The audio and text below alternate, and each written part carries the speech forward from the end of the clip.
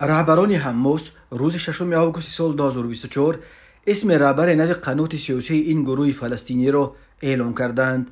به جای اسماعیل هنیه که شب 31 ایول سال 2024 در تهران کشته شد، یحیی سنوار 61 ساله که تا کنون رهبری دفتر سیاسی حماس در نوار غزه را بر عهده داشت، رهبر نو تمام این حرکت اعلام شد. جنبش مقاومت اسلامی حماس اعلان میکند که یحیی سنوار رهبر قنات سیاسی جنبش انتخاب شد.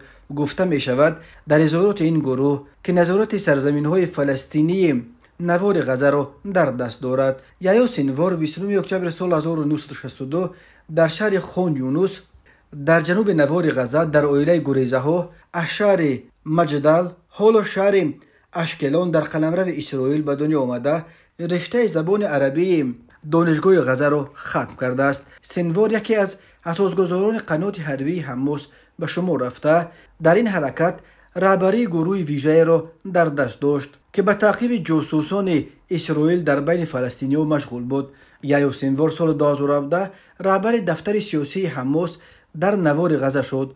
او 3 مرتبه و در مجموع 24 سال در زندان‌های اسرائیل ادای حکم کرده است. از جمله بار آخر سنوار را در اسرائیل به 4 حکم حبس عمرباد محکوم کرده بودند. او سال 2011 در قطار قریب 1000 محبس فلسطینی در عوض رهایی سرباز اسرائیلی گلاد شلیت که چندین سال را در اسارت فلسطینی ها به سر می برد از محبس آزاد شد. بسیاری ها محض یحیی سنوار را یکی از تشکیل کنندگان و طراحان اساسی سلسله حمله های هماهنگ شده روز 7 اکتبر سال 2023 به اسرائیل می شمارند که باعث هلاکت حدود 1200 نفر و اسیر گرفتن بیش از 200 کس شد. بعد حمله حماس به اسرائیل در ارتش اسرائیل گفته بودند که سنوار دیگر یک جسد است، یعنی از بین برده خواهد شد. طی 10 ماه اخیر یحیی سنوار یگان بار در محضر عام ظاهر نشده است و مکان بود و باشش نیز معلوم نیست، ولی باور می رود که او همچنان در قلمرو نوار غزه که نیروهای اسرائیل اینک بیش از 10 ماه باز در آنجا به عملیات پاکوری ادامه می دهند پنهان شده است. اعلان نام رهبر نو حماس در پس منظر تشنج نوبتی وضع در خاورمیانه صورت گرفت. ایران و متهمانش اسرائیل را در قتل رهبر پیشین حماس اسماعیل هنیه عیبدار کرده وعده انتقام ناگزیر دارند. مقامات اسرائیل تا کنون درباره قتل هنیه چیزی نگفتند، ولی وزیر کارهای خارجه اسرائیل کاتس 6 آگوست خواستار هرچه زودتر از بین بردن سنوار شد.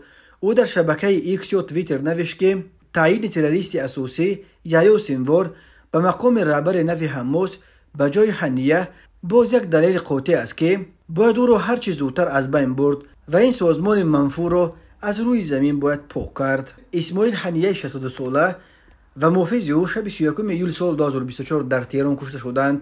هنیه برای اشتراک در مراسم ادای سوگند رئیس جمهوری نو ایران مسعود پزشکیان به پایتخت جمهوری اسلامی آمده بود. بنا به خبرها هنیه و محافظش ساعت 2 شب بر اثر حمله موشکی به منزلی که او هنگام بازدیدش از تهران در آنجا قرار داشت کشته شد. ایران و حماس اسرائیل را در کشتار هنیه عیبدار میکنند.